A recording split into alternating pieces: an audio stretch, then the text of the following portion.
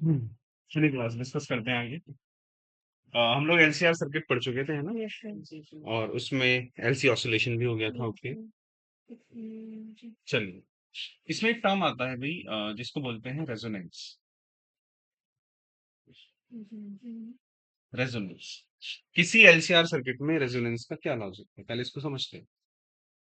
देखिए, हमने पढ़ा in a series LCR circuit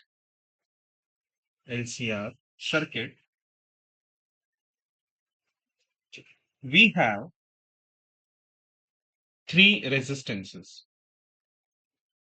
overall अगर देखा जाए तो एक रेजिस्टेंस होता है, बट एक्चुअल में उसमें तीन है। कौन कौन से? एक तो है आर, एक है एक्सी, और एक है XL. Resistance, capacitive reactance and inductive reactance. अब क्या होगा अगर इस सर्किट में एक्सी और एक्सएल बराबर हो जाए? If XC equals to XL, then the circuit is said to be in resonance. अच्छा, इससे फायदा क्या होगा? अगर एक्सी और एक्सएल बराबर हो गए ना, तो हम देखेंगे कि ओवरऑल रेजिस्टेंस पे क्या फर्क पड़ता है। अब उसका तरीका ये है, पहले हम तो इसका जेड निकालते हैं ना। तो जो जेड आता है इस केस में under root of R square plus XL minus XC का होल स्क्वायर। अब मैं कह रहा हूं कि एक्सी और एक्सएल बराबर है, तो under root of R square plus XL minus XL का होल स्क्वायर, ये वाला टर्म जीरो हो जाएगा। So under root of R square that will be R. यानी कि इस केस में जो रेजिस्टेंस होगा वो केवल आर के बराबर हो जाएगा। इम्पिडेंस आर आ गया। अच्छा, ये बताइए, यहाँ पे जो रेजिस्टेंस था और जो यहाँ पर, इसमें रेजिस्टेंस ये कम हो गया ना भाई। वहां पे दो फैक्टर्स थे, यहाँ पे अकेला रह गया, है ना? तो रेजिस्टेंस अगर कम हो जाए तो करंट बढ़ता है घटता है? करंट बढ़ जाता है ना? तो हम कह सकते हैं करंट विल बी मैक्सिमम। और मैक्सिमम करंट होगा कितना? अगर हम वो आई मैक्स निकालें तो वो क्या होता है अभी? I max equals to V R M S upon Z. और यहाँ पे वो किसके बराबर है? वी नॉट अपॉन आर के। अब बात करते हैं ये रेजोनेंट फ्रीक्वेंसी कितनी है, क्योंकि ये जो रेजोनेंस आ रहा है ये कहाँ पे आ रहा है? ये आ रहा है जब एक्सी और एक्सएल बराबर है। तो हम जानते हैं एक्सी बराबर एक्सएल। एक्सी कितना हुआ? Omega C. और ये होता है one upon omega L. Cross multiply कर देंगे। Omega square is one upon L C. और यहां से ओमेगा की वैल्यू कितनी आ जाएगी? One upon root L C. ठीक है। अच्छा, ऑल्सो यहां से हम फ्रीक्वेंसी भी निकाल सकते हैं, क्योंकि ओमेगा होता है टू पाई एफ, और ये one upon root L C के बराबर है। तो एफ कितना हो जाएगा? Come in please. One upon two pi root L सी।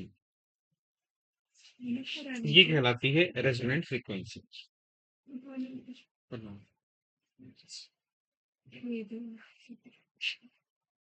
चलिए नोट कर लीजिए इसको।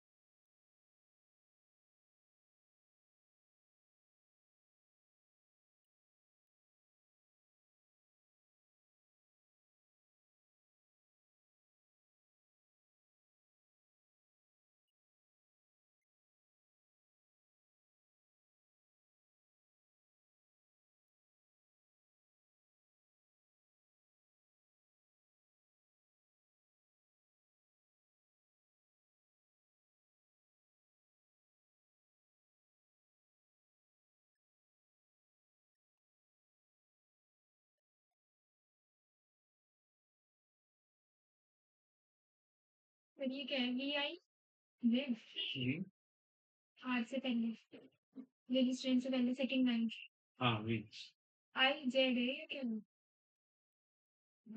अच्छा विज, विज कहते हैं नेमली।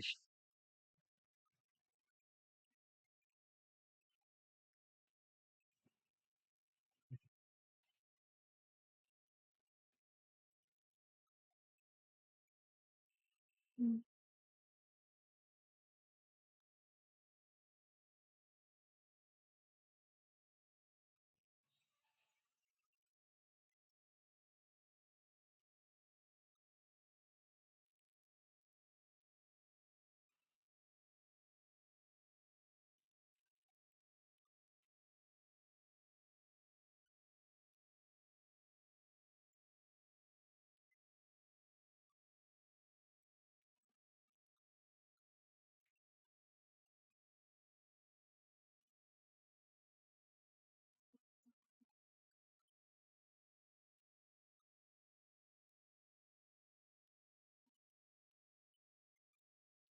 तो इसमें जो क्वेश्चन आएगा ना वो डायरेक्टली आपसे या तो फ्रीक्वेंसी पूछेगा या तो ओमेगा पूछेगा, है ना। तो 1/√LC और 1/2 pi under root L C. तो एक बात और याद रखना है यहाँ पे, ये जो 1/√LC है, क्योंकि ये फ्रीक्वेंसी के बराबर है तो इसकी डायमेंशन क्या होगी? Second unit. टाइम इनवर्स, है ना, ये सेकंड इनवर्स। तो इसको याद रखना, डायरेक्टली हम इसको इस्तेमाल कर सकते हैं 1/√LC।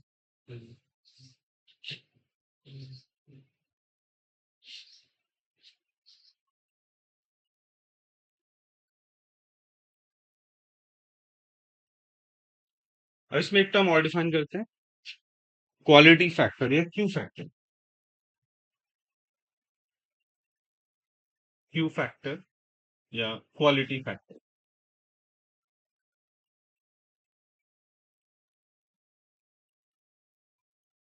ये एक रेशियो है जो हमें बताता है कि रेजोनेंस कितना शार्प है ना।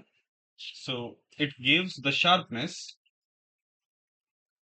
It gives the sharpness of resonance. तो इसका फॉर्मूला होता है Q factor equals to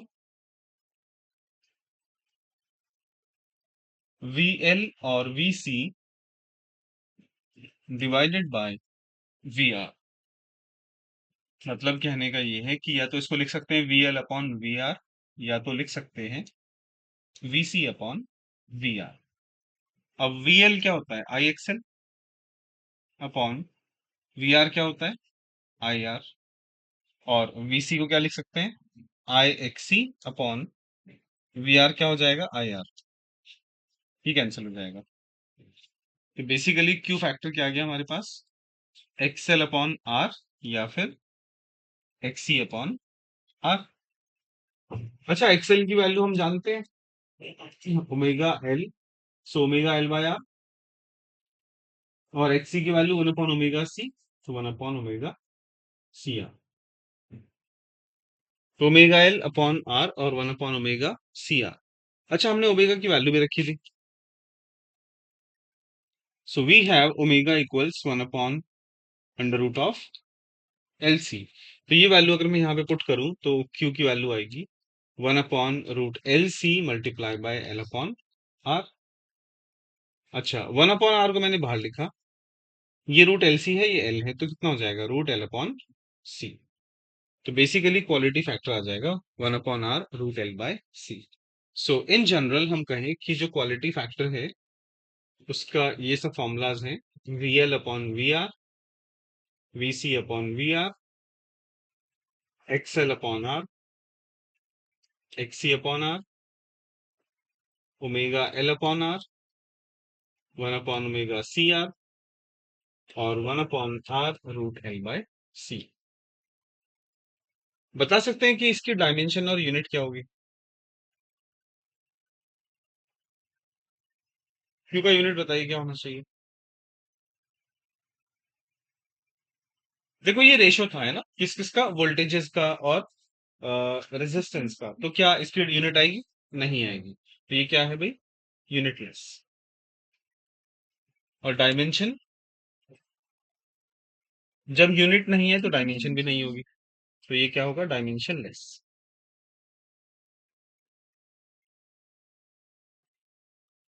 okay.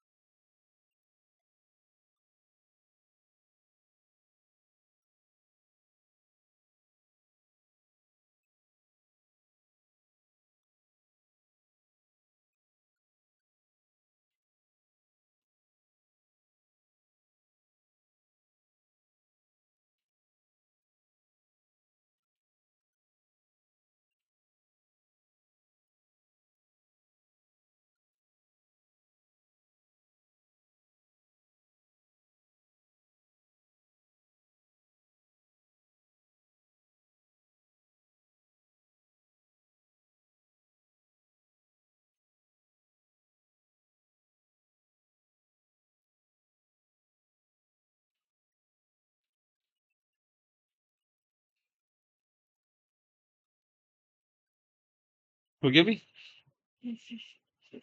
अच्छा, इस क्वालिटी फैक्टर के साथ हम ग्राफ भी बना सकते हैं,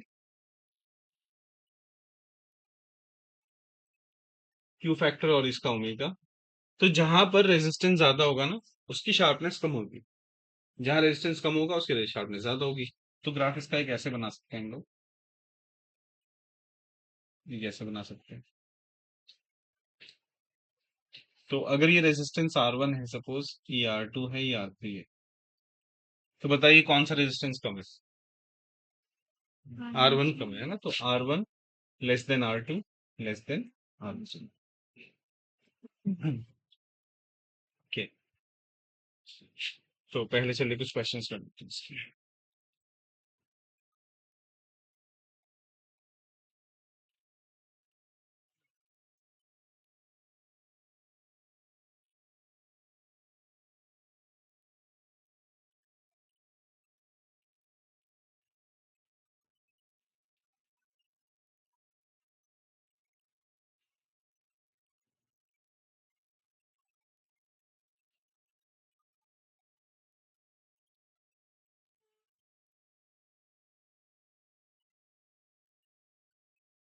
देखिए बच्चों, ये सर्किट दिया हुआ है, ये LR सर्किट है ना। यहाँ पे इंडक्टेंस दे रखा है आपको और रेजिस्टेंस दे रखा है, फ्रीक्वेंसी दे दी है और पीक वोल्टेज दे रखे हैं। हमसे पूछा गया है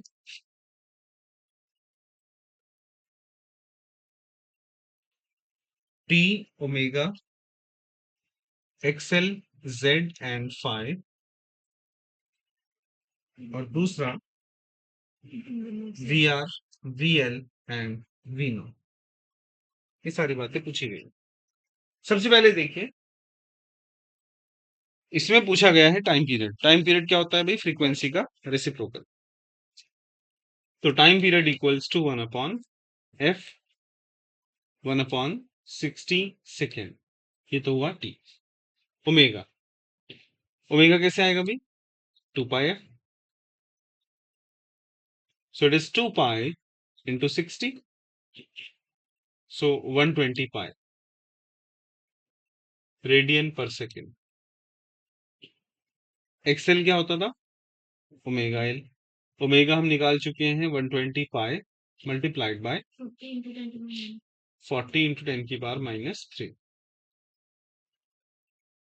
तो 48 पाई इंटू 10 की पावर -1, है ना, 2 जीरो ये हो जाएंगे और 10 की पावर -2 इसमें से कट जाएगा, सो इट इज 4.8 पाई ओम। इसके अलावा हमें चाहिए जेड। जेड क्या होता था भाई? Under root of R square plus XL XL का स्क्वायर, क्योंकि एक्स तो है नहीं यहाँ पे। So under root of R कितना है अपने पास? 20। अच्छा, एक्सएल के लिए आप इसकी वैल्यू भी रख दो, लाइक 3.14, और यहाँ से जो भी आंसर आएगा वो इसमें आप पुट कर देना, आपका जेड आ जाएगा। इसके बाद हमसे पूछा गया है फाइ, तो 10 फाइ का फॉर्मूला क्या होता था? एक्सएल अपॉन आर, तो एक्सएल था 4.8 फाइ अपॉन 20। इसको सॉल्व कर लेंगे जो भी आ जाएगा। और नेक्स्ट पूछा है हमसे वी आर। अच्छा, उसके लिए हमें क्योंकि वोल्टेज दिया हुआ है ना, तो पहले हम निकालेंगे आई नॉट। ये क्या हो जाएगा? V not upon Z. Z आपको पता चल गया, वी नॉट आपको दिया हुआ है। अब आप क्या निकालेंगे भाई? V R, I naught R, और फिर क्या पूछा है हमसे? V L, I naught XL, और वी नॉट क्या आ जाएगा? I naught Z. ठीक है, चलिए सब कैलकुलेट कर दीजिए।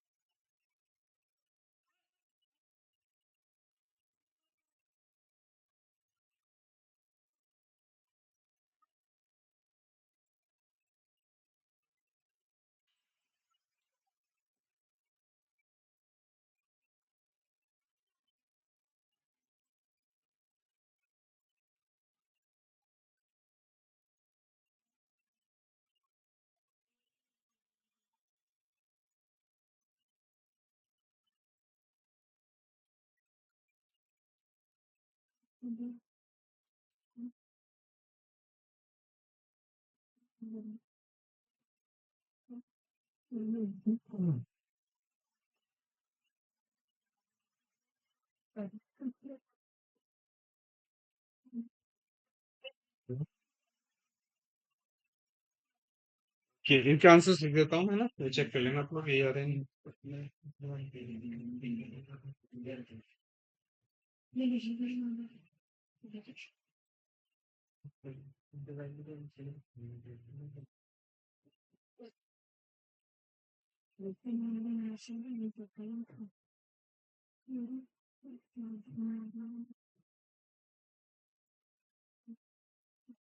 हाँ, इनके आंसर आएंगे भाई। जेड है आपका, वो आएगा 25.05, और फाइ आएगा आपका 37 डिग्री, आई नॉट आएगा आपका 6 एम्पियर, और वी आर आएगा 120, और वी एल आएगा 90.5, और वी नॉट आएगा 150.3।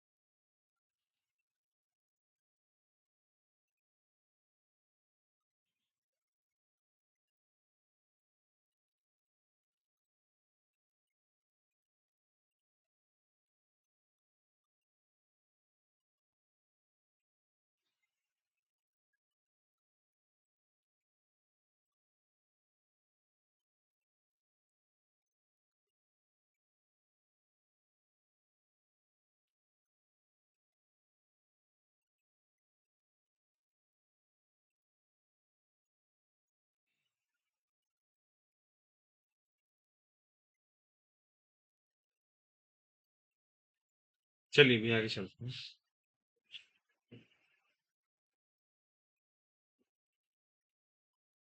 देखिए अब बात करेंगे भाई transformer.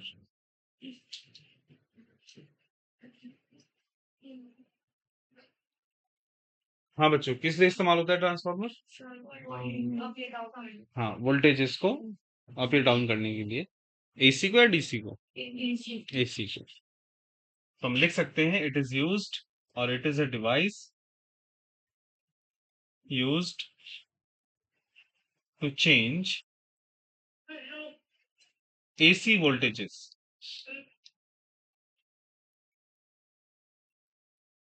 Uh, it is based on, or it is based on mutual induction. Mutual induction between two coils. ठीक है? Transformers are of two types. Transformers are of two types.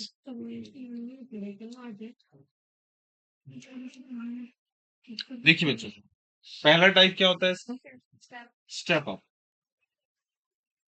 Step up, इसका मतलब क्या हुआ? It increases the AC voltage. Increases the AC voltages. Similarly, दूसरा होता है step down. It decreases the AC voltages. Okay. देखिए इसका कुछ इस तरह का फिगर होता है।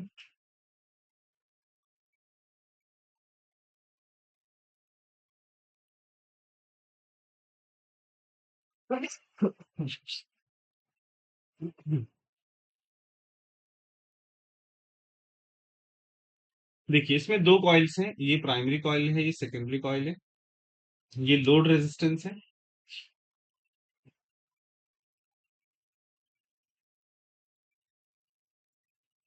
अच्छा जी, अब देखिए इसके नंबर ऑफ टर्न्स मान लेते हैं कितने? एनपी, और ये एनएस। तो जो प्राइमरी कॉइल है ना, उसके अंदर से पहले करंट जाएगा, और उसकी जो फ्लक्स पैदा होगी उससे सेकेंडरी कॉइल में करंट फ्लो कर जाएगा। ठीक है, तो सेकेंडरी कॉइल में जो ईएमएफ इंड्यूस होगा वो देखते हैं कितनी। तो EMF induced in the secondary coil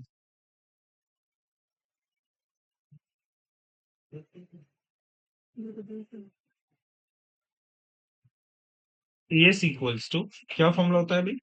minus NS D phi S upon dt।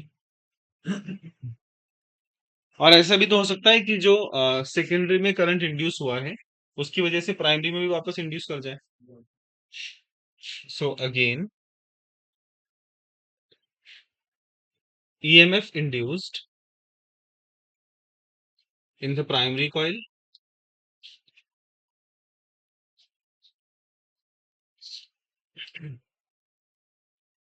EP equals to minus of NP d phi upon d phi p upon dt, है ना? अब होता क्या है कि जितना EMF या जितना फ्लक्स चेंज हुआ है सेकेंडरी में, उतना ही प्राइमरी में चेंज हुआ होगा। अब चूंकि 5s equals to D phi S upon D T equals to D phi P upon D T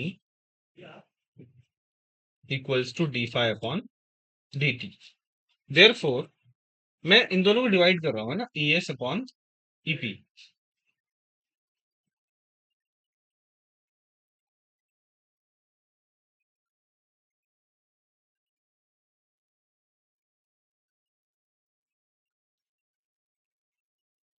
E S upon EP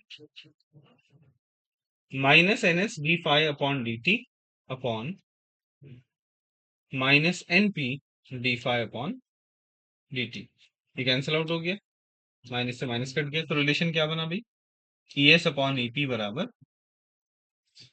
N S upon N P.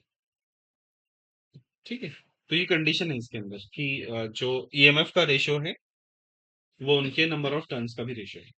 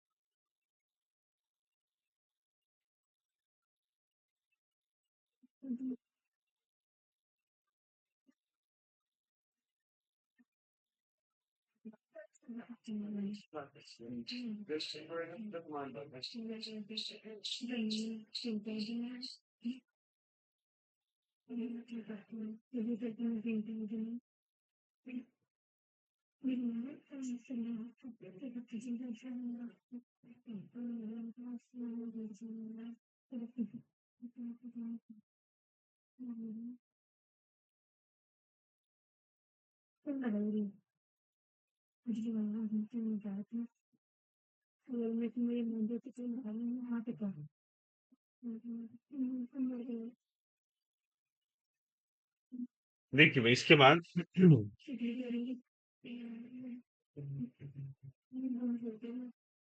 For 100% efficient 100% efficient transformer,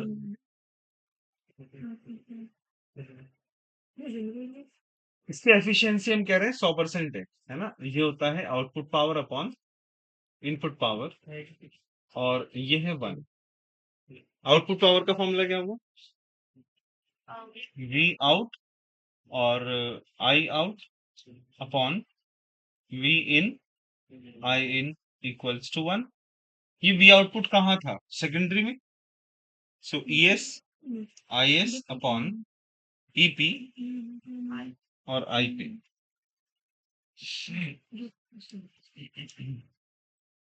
equals to 1। तो हमें लिख सकते हैं E S upon E P बराबर I P upon I S. So for ideal transformer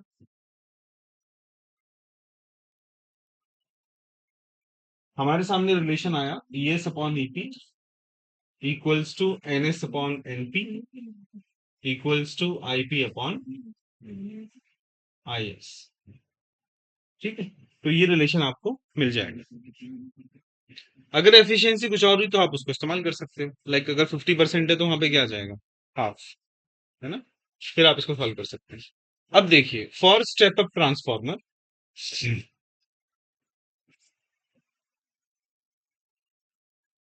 step up के लिए हमने कहा कि जो ईएस होता है वो ईपी से बड़ा होगा, है ना। तो इसका मतलब ये हुआ कि जो ईएस ईपी से बड़ा है अगर, तो क्या बोलेंगे, एनएस एनपी से बड़ा होना चाहिए, एंड आईएस आईपी से छोटा होना चाहिए। अच्छा, फॉर स्टेप डाउन ट्रांसफॉर्मर,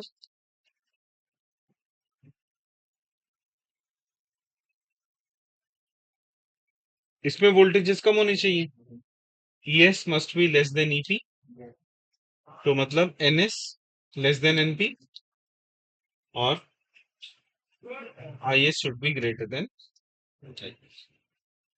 ठीक। चलिए नोट कर लीजिए।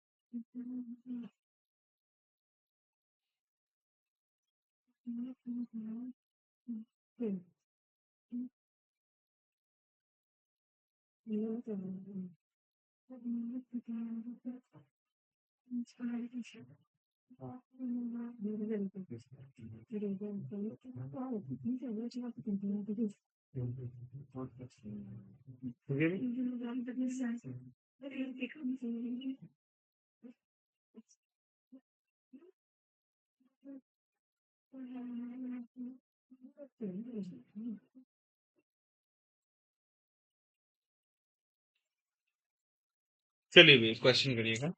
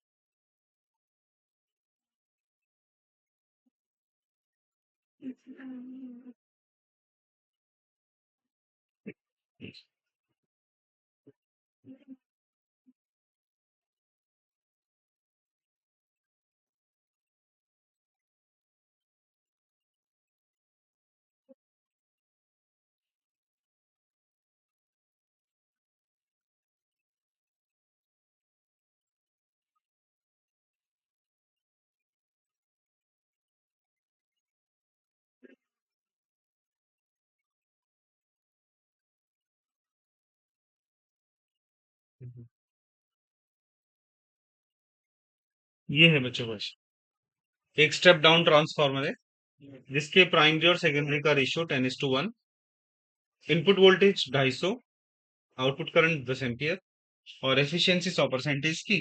सेकेंडरी कॉइल का वोल्टेज, प्राइमरी में करंट और आउटपुट पावर तीनों निकालना।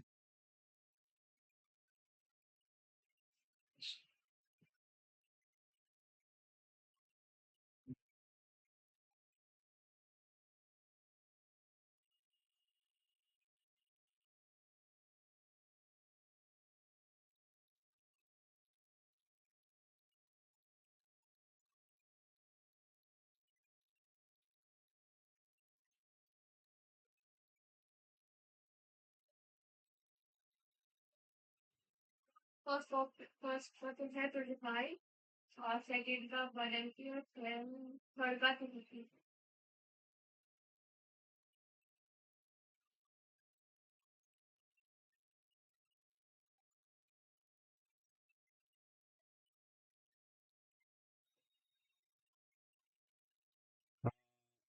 सेकेंड कॉइल का ना, ये तो फर्स्ट का हो गया।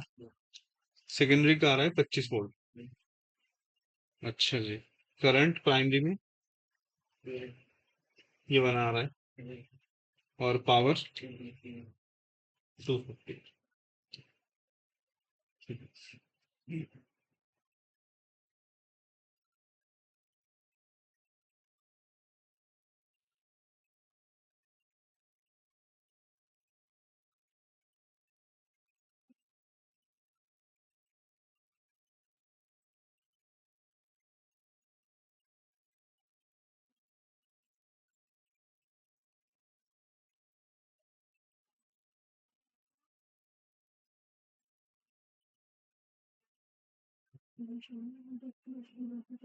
हाँ भाई, कितना आएगा देख, बाकी लोग का आया।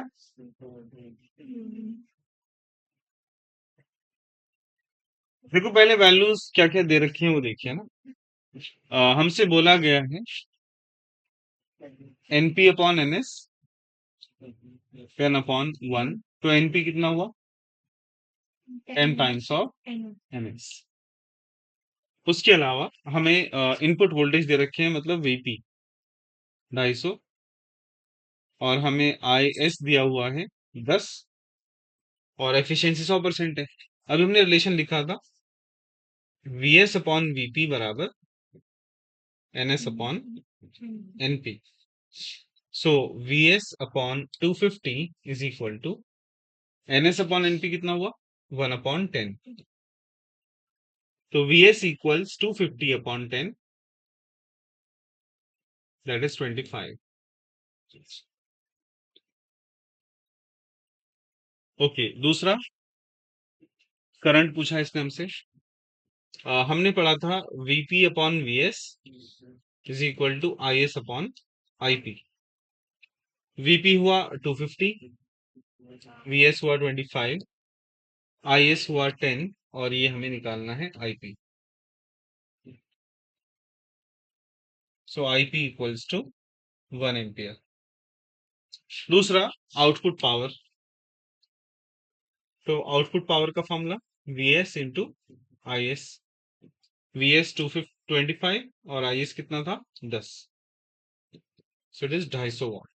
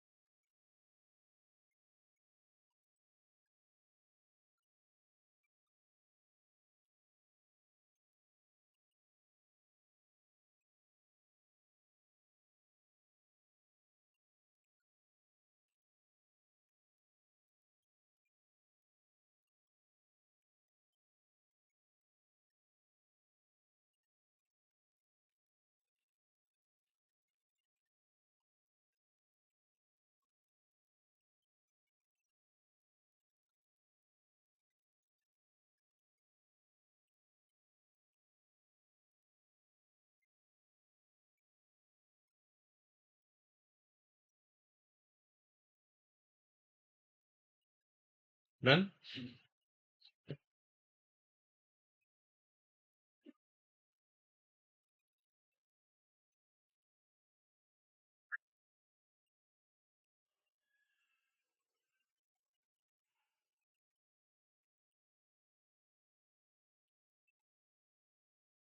चलिए इसके बाद आगे चलते हैं।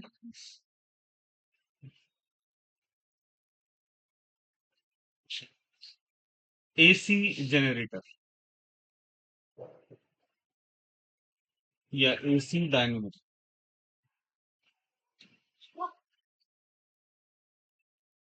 देखिए भाई इसमें क्या होता है, हम किसी मैग्नेट के, दो मैग्नेट्स के एक एक पोल को यहाँ पे दिखा रहे हैं, और इसके बीच में ना कोई कॉइल रखी हुई है हमने ऐसे।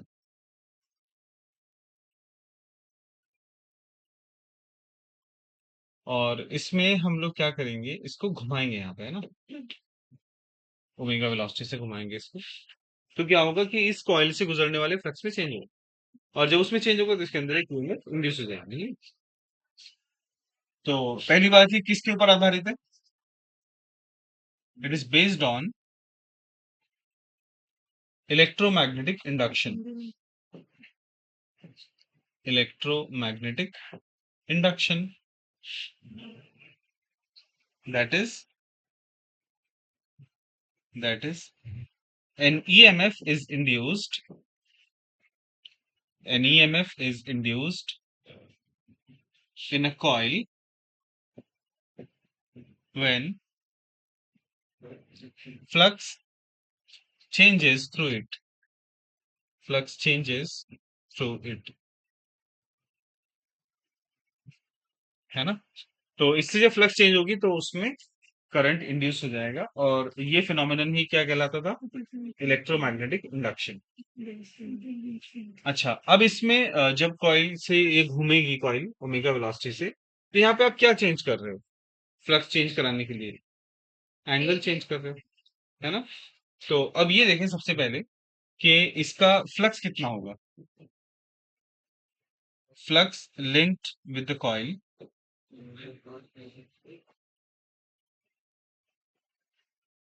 so that flux is what, phi equals to ba cos theta, और इसको बोल सकते हैं ba cos ओमेगा t। अब मुझे क्या करना है, इस फ्लक्स का change, rate of change, so rate of change of flux, so that will be d phi b upon dt equals to, इसका चेंज क्या होगा भाई, b constant a constant, cos का क्या हो जाएगा minus sine omega t into omega, तो this will be minus of B A omega sine omega T, ये आया है D five B upon D T. अब इसमें ईएमएफ कितना इंड्यूस होगा, ईएमएफ इंड्यूस्ड वो होता था minus of N D five B upon D T, that is minus of N. तो ये माइनस था, ये भी माइनस था, दोनों प्लस हो जाएंगे, कितना लिखा जाएगा, N B A omega sine omega T. यानी जो इससे ईएमएफ इंड्यूस हो रही है वो कैसी है, साइनोसॉइडल है, और साइनोसॉइडल मतलब एसी। अब यहाँ पे ये देखिएगा, ई का मैक्सिमम वैल्यू क्या आएगा, एन बी ए ओमेगा, क्योंकि साइन की मैक्सिमम वैल्यू 1 होती है, और इसको हम लोग क्या बोल देते हैं, ई नॉट। तो बेसिकली ई का फॉर्मूला क्या बना, ई नॉट साइन ओमेगा टी, और यही क्या होता है भाई, ऑल्टरनेटिंग वोल्टेजेस, ऑल्टरनेटिंग वोल्टेजेस, ठीक। चलिए ये समझिए। सर अभी टेलीफोन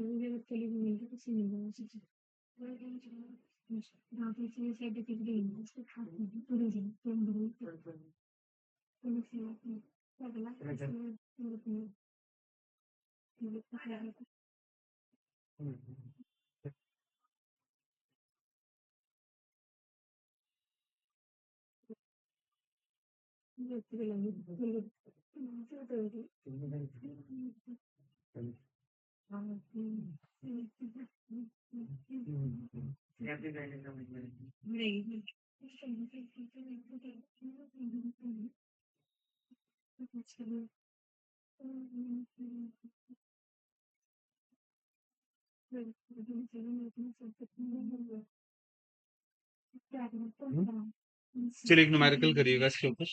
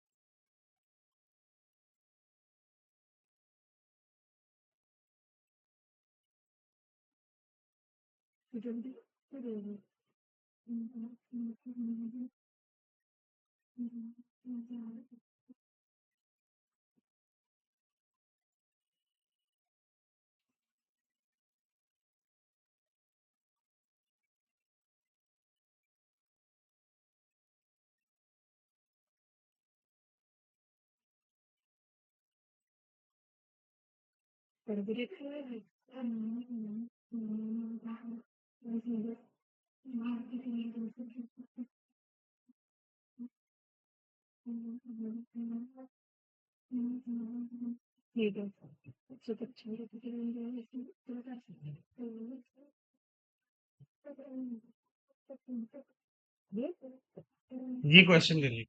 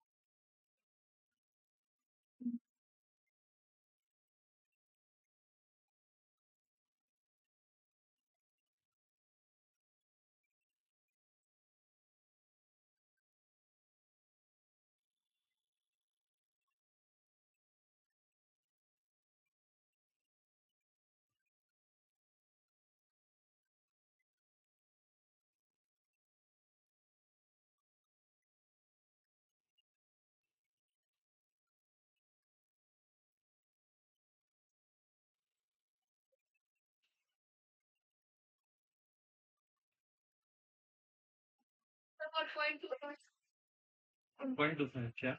1.25 अच्छा, पाई की वैल्यू रखनी। हाँ,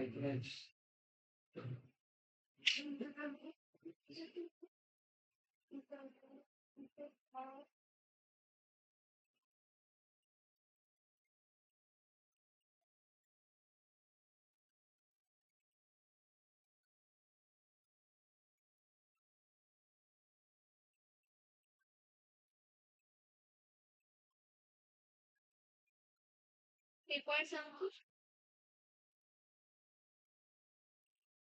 और आरएमएस वो अंदर बिल्कुल दे देंगे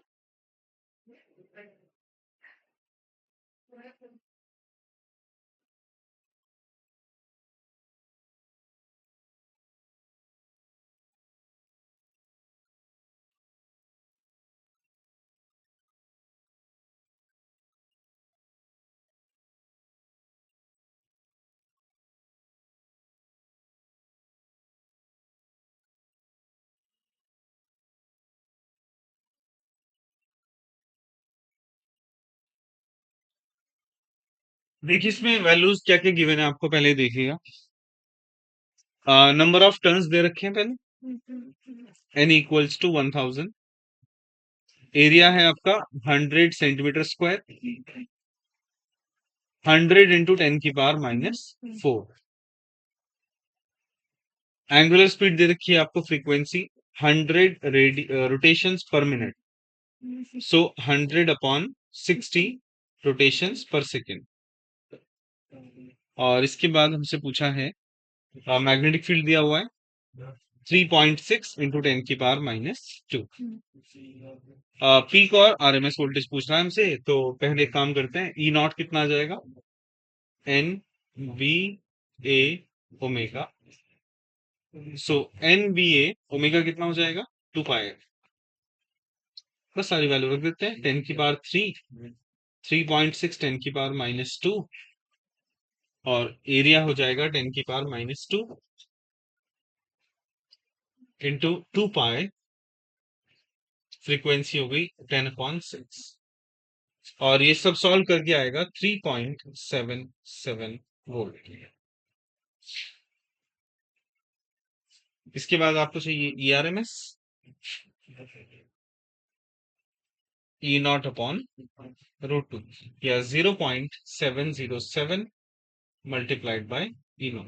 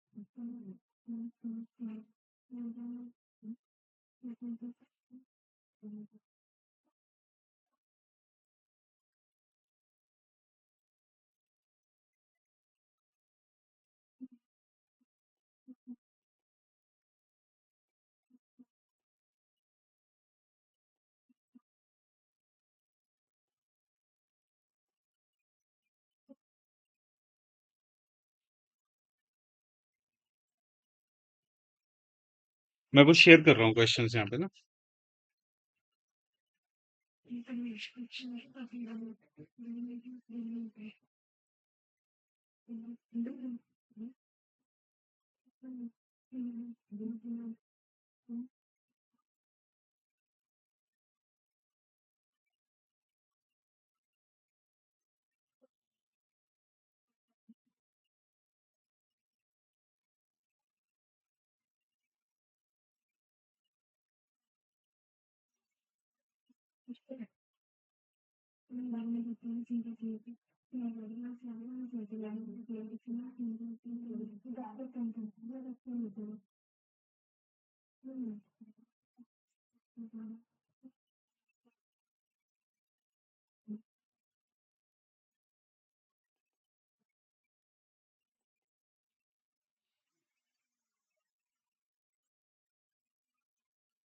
चलिए बच्चों, ये क्वेश्चन करिए स्टार्ट, है ना।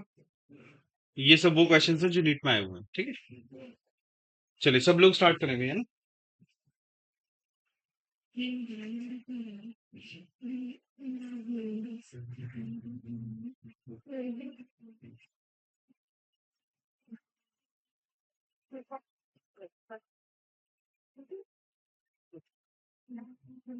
फर्स्ट करें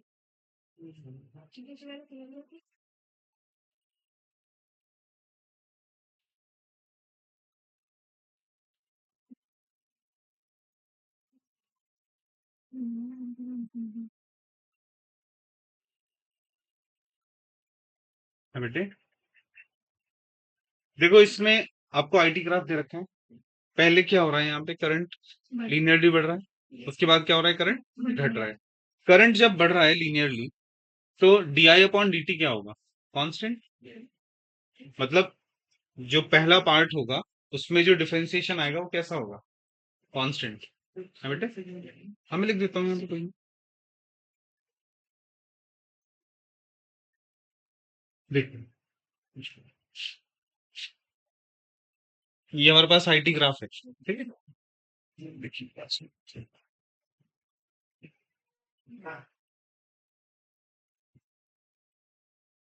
अब मैं क्या करूंगा, इस पार्ट में आई कांस्टेंट है ना, मतलब आई प्रोपोर्शनल टू टी है। तो अगर मैं इसका डिफरेंशिएशन करूंगा तो D I upon D T क्या आएगा, कांस्टेंट। और ईएमएफ क्या होती थी, minus L D I upon D T. तो ये कैसा आएगा, नेगेटिव। नेगेटिव है और कांस्टेंट है ना। अब आ जाओ अगले पार्ट में, यहाँ पे क्या हो रहा है, ये माइनस टी के प्रोपोर्शनल होगा। तो ईएमएफ क्या आएगी, minus L D I upon D T. इसका जो डेरिवेटिव आएगा वो पॉजिटिव आ जाएगा। तो यानी कि पहले हिस्से में कैसा है ईएमएफ, नेगेटिव, दूसरे में पॉजिटिव। तो अगर मैं ईएमएफ का टाइम के साथ ग्राफ लूं तो पहले क्या आएगा, माइनस यहां तक, और उसके बाद प्लस। बस, ये माइनस ईएमएफ और ये प्लस। ठीक है, इस तरह से चेक करना।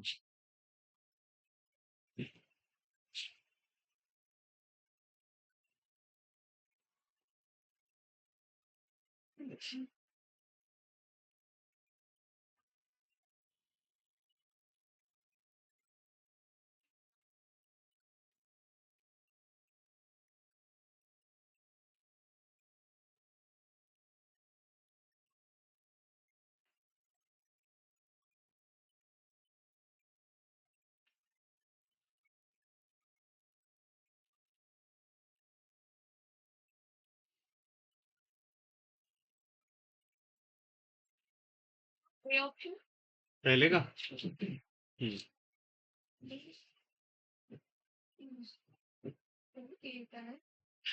हम्म, पहले का बी ऑप्शन है बेटा।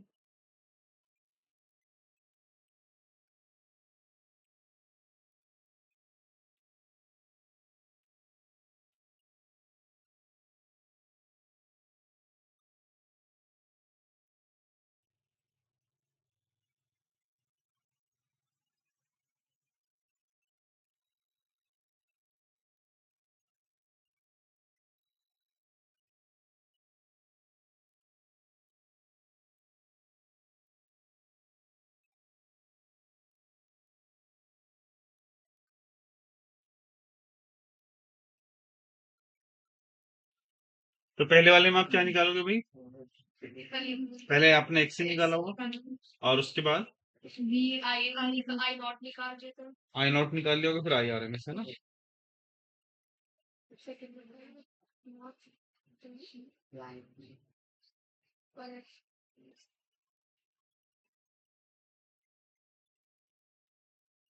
सेकंड वाला सी सर्किट है ना। तो सी सर्किट में क्या होता है अभी, करंट लीड करता है लैग करता है? करंट लीड करता है। लीड करता है। अब इसमें ऑप्शन ए दे रखा है, current I lags voltage by 90। नहीं, over a full cycle the capacitor C does not consume any energy from the voltage source. Yes, क्योंकि यहाँ पे पावर जीरो हो जाती है इसकी। थर्ड वाले का डी आ जाएगा ऑप्शन, है ना, स्क्वायर फॉर्म बन जाएगी। नेक्स्ट ये वाला है फोर। आपको इसमें आई दिया हुआ है, ई दिया हुआ है, आपसे पूछा गया है एवरेज पावर। क्या फॉर्मूला था? V R M S I R M S cos five. जल्दी से निकालो क्या आएगा देखो।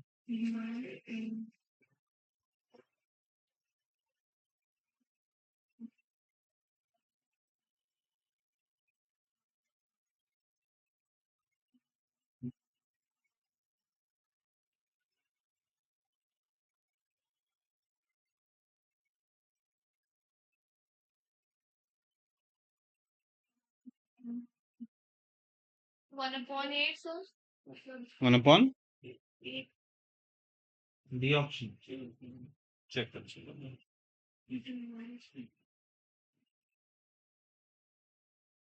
ठीक।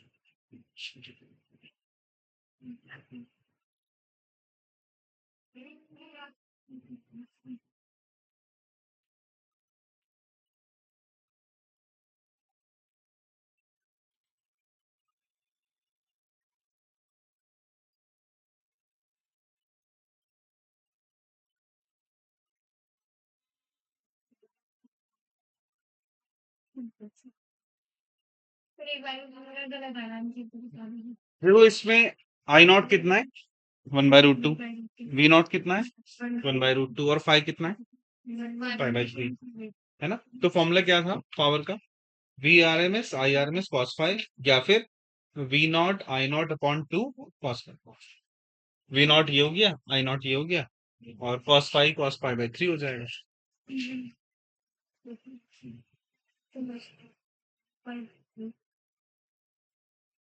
बेटे cos 5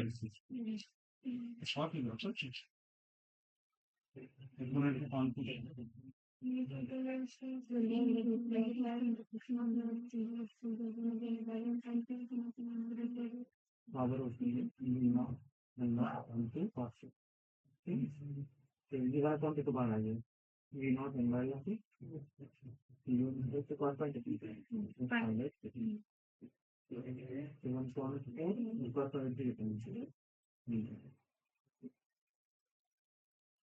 चलो अगला देखो।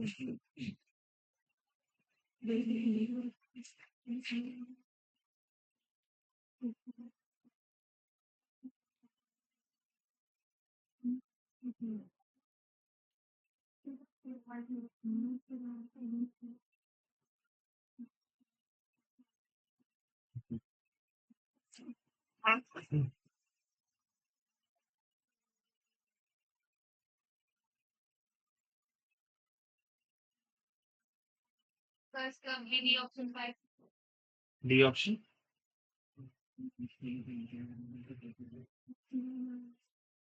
ठीक है। इसका तो ये है जिसका क्या डी चाहिए तो मैं तो ये बनेगी।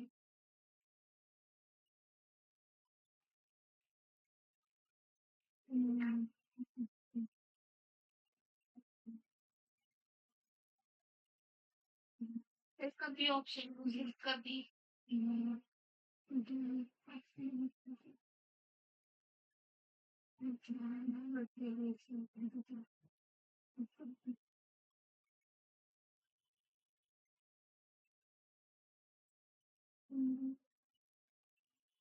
देखो 5 में इसने बोला है कि एसी वोल्टेज दे रखा है और एक कैपेसिटर से लगा हुआ है।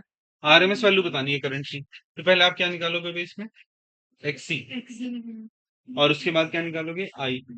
आई बराबर V V not upon XC. इससे तो आएगा आपका आई नॉट। और आई आर एम एस क्या होता है? I not upon root.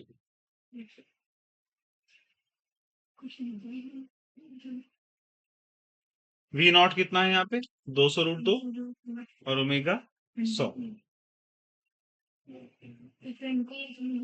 20 million पे। Option D. नेक्स्ट वाला जो है छठा क्वेश्चन, इसमें देखो आपको स्क्वायर वेव दे रखी है ना। आपसे पूछा गया है आरएमएस वैल्यू। तो आरएमएस याद है कैसे निकाल देते हम लोग? वी नॉट का स्क्वायर करके उसका रूट लेते थे। तो ये हाफ साइकिल में तो वी नॉट है और अगली हाफ साइकिल में 0। तो अगर आप इसका स्क्वायर करोगे वी नॉट का पहली हाफ साइकिल में, तो वी नॉट स्क्वायर आ जाएगा और अगली हाफ साइकिल में 0। तो यानी कि वी नॉट स्क्वायर प्लस 0/2। ठीक है। और देखो कितना आता है, वी नॉट अपॉन √2 आ जाएगा स्क्वायर रूट करके उसका ना।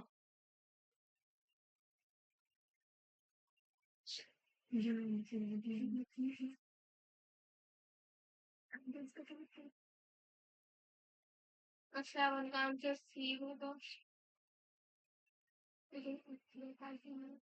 हम्म। और 11 का आंसर बी होगा।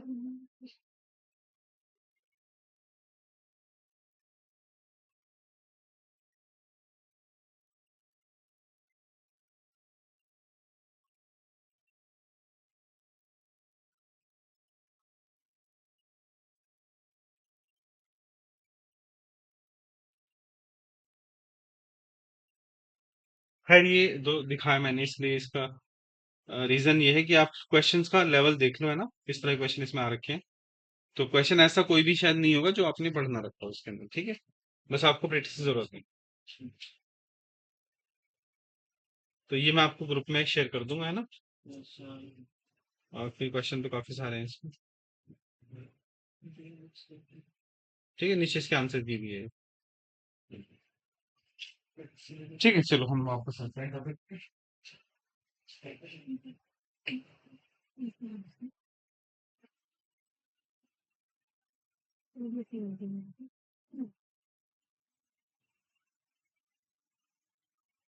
चलिए।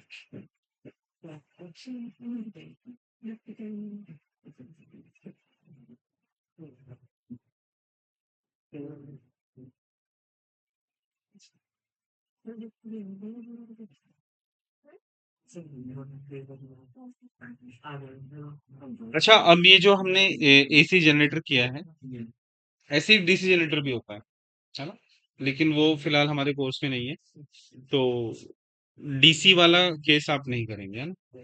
अच्छा, इसमें कुछ चीजें हैं जो आपको पता होनी चाहिए कि जो एसी होता है वो ज्यादा फायदेमंद है एज कम्पेयर टू डीसी। इसकी वजह power power efficiency. Power efficiency, दूसरा ये लॉन्ग डिस्टेंसेस से ले जाया जा सकता है विदाउट एनी लॉस। इसीलिए जो बीच बीच में ट्रांसफार्मर रखे होते हैं ना, घर हमारे मान लीजिए मोहल्ले में रखा हुआ है, थोड़ा दूर रखा हुआ है, इसलिए ताकि जब वोल्टेज उनके थ्रू जाए तो वो बहुत लॉस ना सहन करे। ठीक है। तो बहुत दूर दूर तक भी लाइट पहुंचाई जा सकती है एसी वोल्टेज। डीसी में क्या होगा, प्रॉब्लम आ सकती है, कुछ बीच में रेजिस्टेंस ज्यादा होता है।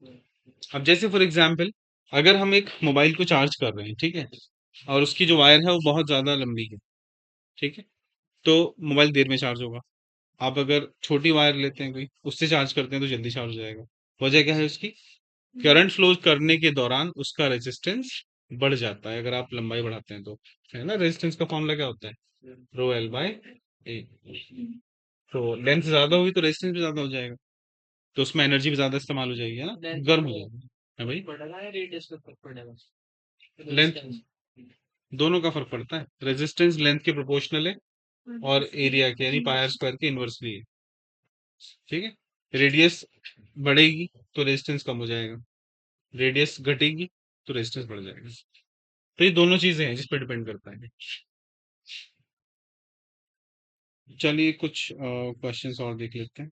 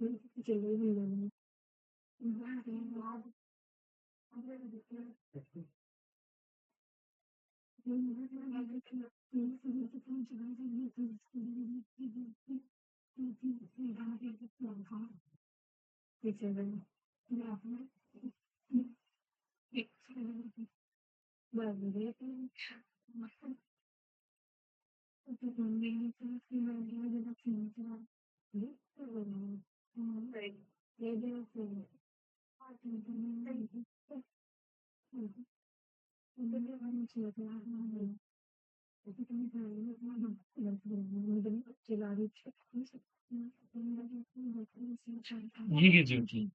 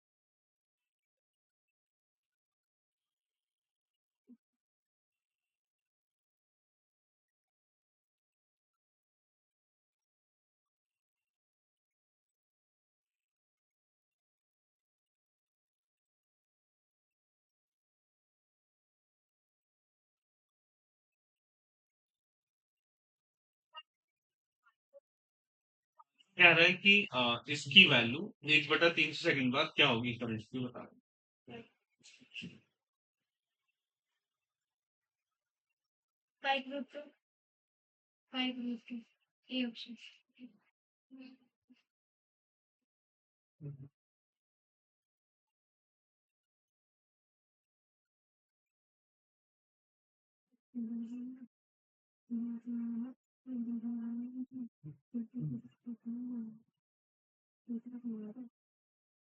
हम्म, हम्म,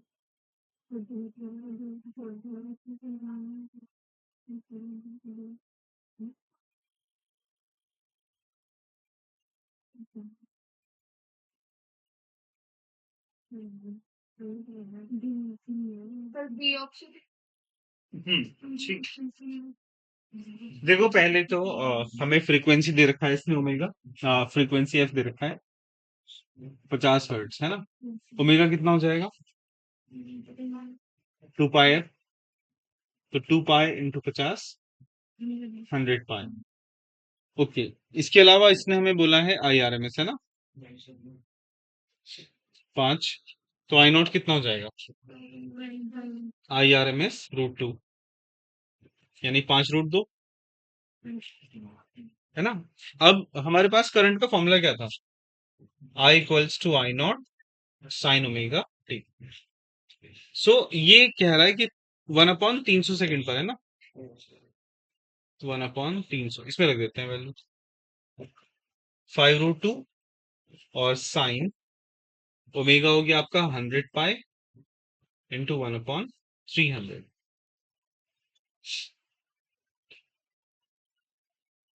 कितना हो जाएगा? 5√2 इंटू साइन पाई/3। तो 5√2 मल्टीप्लाइड बाय साइन 60 की वैल्यू √3/2। सो 5/3/।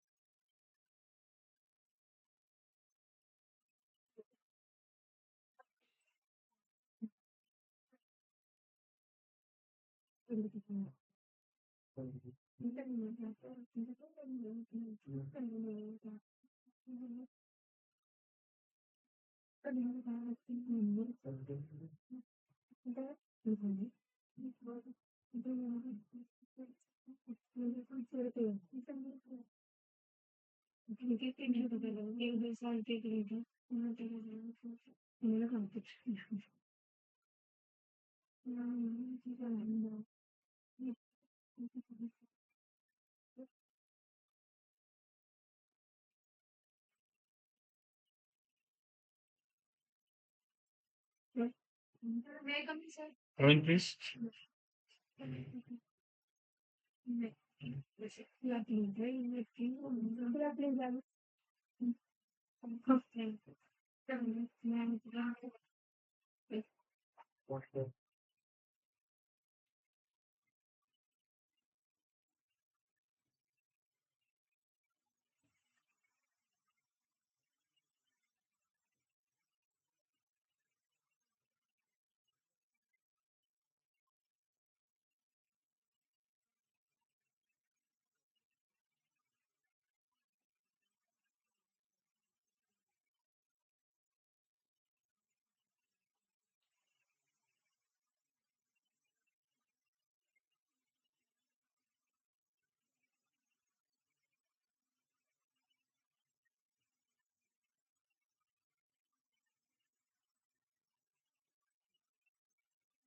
चलिए भाई ये क्वेश्चन कीजिएगा।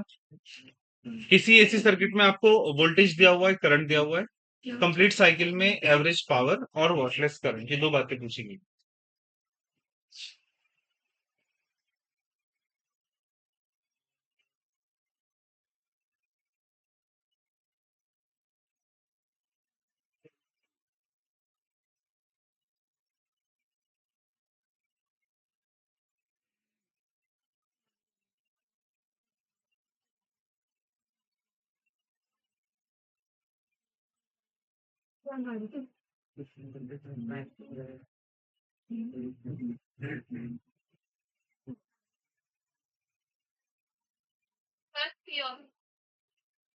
C option.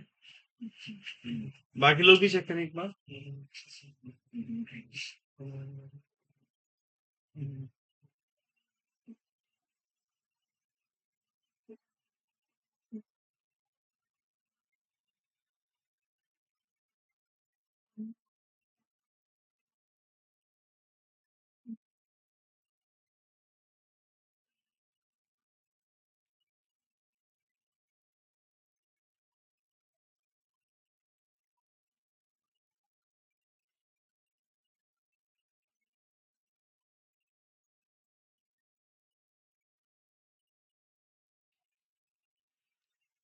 देखो वी नॉट कितना है, 100। आई नॉट है आपका 20। और फाइव कितना है भाई, -5/4। या 5/4 ले सकते हैं आप। अब इसने पूछा है पावर, तो पावर का फॉर्मूला क्या था अपने पास, V not I not upon 2 cos 5। So 100 into 20 upon 2 into cos pi/4. So 1000 into 1 upon √2। So 1000 upon √2। दूसरा वॉटलेस करंट, इसका फॉर्मूला मैंने आपको लिखवाया था, IRMS sin phi। सो IRMS क्या हो जाएगा, I0/√2। और sin phi कितना हो जाएगा, 1/√2। सो 20/2, दैट इज 10। तो वॉटलेस करंट 10 आ जाएगा और पावर 1000/√2।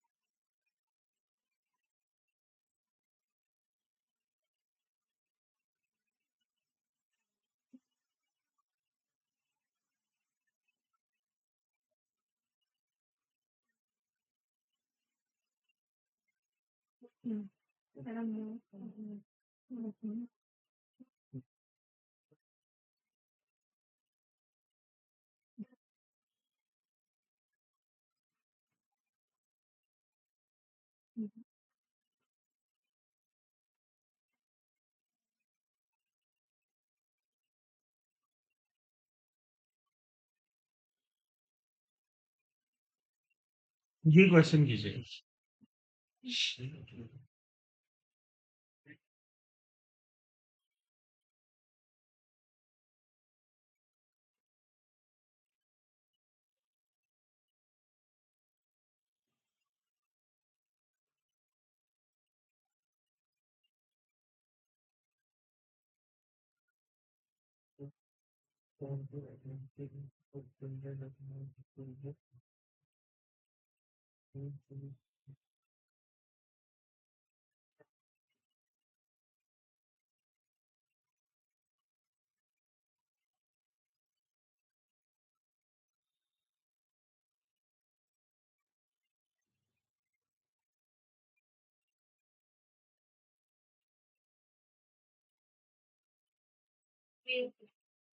ये ऑप्शन आ रहा है, ठीक।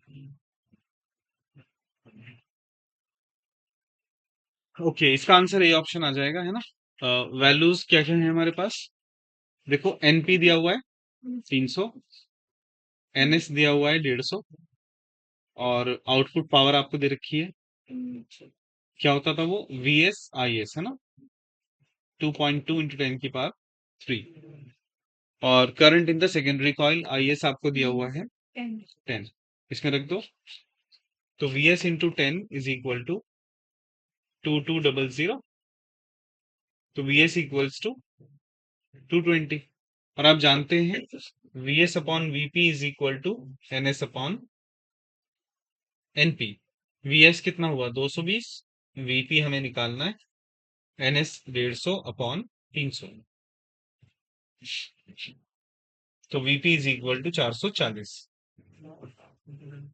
इसके अलावा अपने पास एक और फॉर्मूला था, NS upon NP is equal to IP upon IS. तो NS 150 upon 300 is equal to IP upon 10। तो IP is equal to 5 ampere और 440 वोल्ट। चलिए, ठीक है। बाकी अब नेक्स्ट टॉपिक जो हम स्टार्ट करेंगे वो इलेक्ट्रोमैग्नेटिक वेव्स, ठीक है। चलिए।